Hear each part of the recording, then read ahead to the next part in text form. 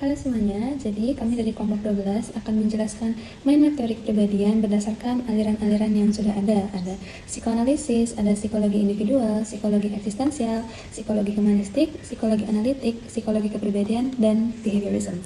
Pertama kita akan masuk ke psikologi analisis atau psikoanalisis yang merupakan teori di mana kepribadian dapat ditentukan atau sangat berpengaruh terhadap ketidaksadaran pada individu. Nah, untuk itu kita akan membahas 3 tokoh utama, yaitu Sigmund Freud yang merupakan bapak dari psikoanalis itu sendiri, Karen Horney, dan Erik Erikson yang merupakan 2 tokoh yang merupakan atau masuk dalam aliran psikoanalisis sosial yang merupakan turunan dari psikoanalisis. Pertama, kita akan masuk ke Sigmund Freud.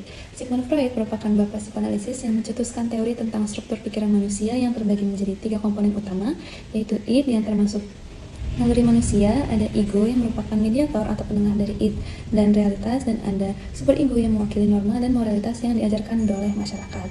Yang kedua, ada defense mechanism atau konsep pertahanan diri manusia yang bertujuan untuk melindungi diri dari kecemasan melalui berbagai strategi. Ada repression atau penekanan, denial atau penyangkalan, projection, proyeksi, displacement atau pengalihan, dan sublimation atau sublimasi. Lalu tokoh kedua ada Karen Horney. Karen Horney merupakan tokoh yang menurut aliran psikoanalisis sosial, dan Karen Horney mencetuskan teori tentang basic hostility, yaitu perasaan permusuhan yang muncul pada anak ketika kebutuhan akan cinta dan keamanan tidak terpenuhi, dan basic anxiety yang merupakan perasaan kecemasan yang berkembang dari basic hostility. Lalu adalah compulsive drives. Compulsive drive merupakan dorongan neurotik yang muncul dari perasaan terasing dan kecemasan.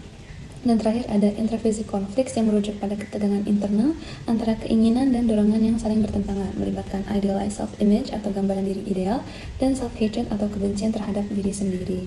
Nah, Karen Horney ini mengembangkan teori yang berfokus pada bagaimana kecemasan muncul dari hubungan interpersonal dan kebutuhan untuk mendapatkan cinta dan pengakuan.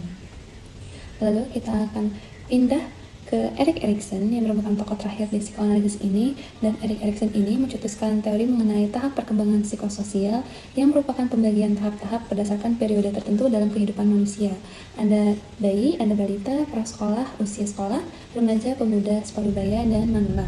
Dan masing-masing tahap ini memiliki tugas perkembangan sendiri yang bersifat psikososial.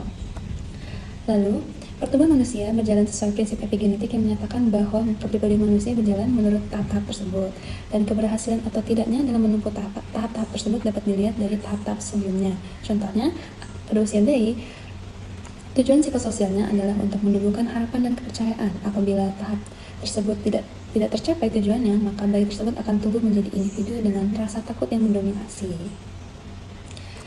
Selanjutnya ada psikologi individual, yaitu Alfred Adler. Nah, Alfred Adler ini mencetuskan teori striving for success or superiority, di mana ini merupakan upaya terus-menerus yang dilakukan individu untuk mengatasi rasa rendah diri atau inferioritas dan rasa ingin mencapai potensi penuh mereka. Nah, dorongan ini mengarah pada pengembangan pribadi, tujuan hidup yang positif, dan kontribusi sosial.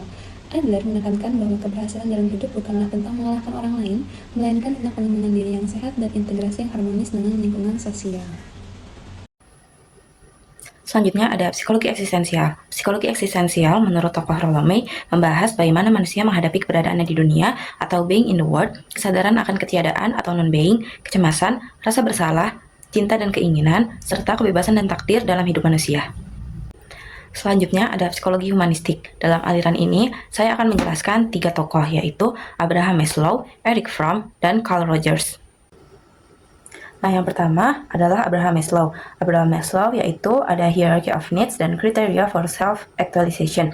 Hierarchy of needs adalah kebutuhan fisiologi manusia, kebutuhan rasa aman, kebutuhan untuk merasakan rasa kasih sayang, kebutuhan mendapatkan pencapaian, dan tingkat yang paling atas adalah kebutuhan untuk mengaktualisasikan diri. Sedangkan kriteria for self-actualization merupakan kemandirian atau autonomi, kreativitas atau creativity, rasa keadilan atau sense of justice, penerimaan diri atau self-acceptance, spontanitas, pengalaman puncak atau the peak of experience, dan perasaan sosial.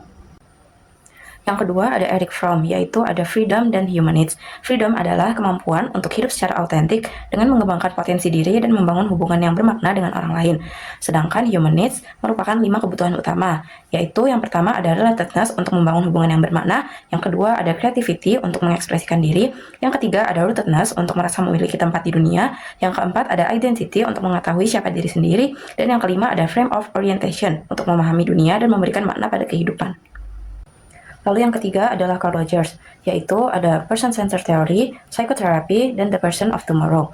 Person-Centered Theory merupakan terapi yang didukung oleh lingkungan yang kondusif. Dukungan ini mencakup penerimaan tanpa syarat, empati, dan kejujuran dalam hubungan. Kemudian ada psikoterapi. Psikoterapi ini merupakan terapi yang berpusat pada klien, menekankan hubungan yang egaliter antara terapis dan klien, dengan fokus pada empati, penerimaan tanpa syarat, dan keaslian. Nah, kemudian ada The Person of Tomorrow. The Person of Tomorrow ini merupakan seseorang yang mampu beradaptasi dengan perubahan, memiliki keterbukaan terhadap pengalaman baru, keaslian, dan keinginan untuk terhubung dengan orang lain. Baik, selanjutnya di sini ada aliran psikologi analitik. Di dalam aliran psikologi analitik ini terdapat tokoh Carl Gustav Jung. Carl Gustav Jung ini memiliki teori-teori utamanya. Yang pertama ada ketidaksadaran kolektif. Ketidaksadaran kolektif ini merupakan bagian terdalam dari psyche yang berisi archetype, konsep universal, dan simbol yang diwariskan dari generasi ke generasi, seperti pola perilaku dan tema dalam mitos. Selanjutnya ada archetypes. Archetypes atau citra dasar merupakan pola dasar dalam ketidaksadaran kolektif, seperti persona, animus, shadow, dan self. Dan yang terakhir ada tipologi kepribadian. Tipologi kepribadian ini merupakan pembagian kepribadian menjadi introvert dan ekstrovert. Tipologi kepribadian juga memiliki fungsi kepribadian seperti berpikir, perasaan, intuisi, dan penginderaan atau sensing. Selanjutnya ada aliran psikologi kepribadian yang terdiri dari tokoh Gordon Allport, Brian Costa, dan Hans Eysenck. Yang pertama kita bahas dari Gordon Allport terlebih dahulu. Teori utama yang dimiliki Gordon Allport yang pertama ada conscious motivation. Conscious motivation ini perilaku seseorang didorong oleh kebutuhan dan aspirasi yang berorientasi pada masa depan. Konsep penting dalam teori ini adalah proprium, yakni aspek inti dari kepribadian yang mencakup kesadaran diri, nilai-nilai pribadi, dan tujuan untuk hidup. Selanjutnya ada teori personal disposition. Personal disposition ini dibagi menjadi 3 traits. Ada cardinal traits, ada central traits, dan ada secondary traits. Selanjutnya ada tokoh Brian Costa yang terkenal dengan Big Five teori traits-nya, yakni Ocean. Yang pertama ada openness to experience, yang kedua ada conscientiousness, yang ketiga ada extraversion, yang keempat ada agreeableness, dan yang terakhir ada neuroticism. Selanjutnya yakni tokoh Hans Eysenck. Hans Eysenck ini terkenal dengan 3 dimensi kepribadiannya, yakni ada dimensi psychoticism, extraversion, dan neuroticism. Selanjutnya ada aliran behaviorisme. Di sini terdapat 2 tokoh di dalamnya. Yang pertama ada Skinner dan yang kedua ada Albert Bandura. Skinner ini memiliki teori utamanya yakni operant conditioning. Operant conditioning ini menjelaskan bagaimana perilaku dapat dipelajari dan dipertahankan melalui pengaruh konsekuensi atau hasil dari tindakan tersebut. Perilaku yang diikuti oleh konsekuensi yang menyenangkan atau reinforcement cenderung akan diperkuat dan lebih mungkin untuk diulang, sementara perilaku yang diikuti oleh konsekuensi yang tidak menyenangkan atau punishment maka akan cenderung berkurang dan tidak akan diulangi.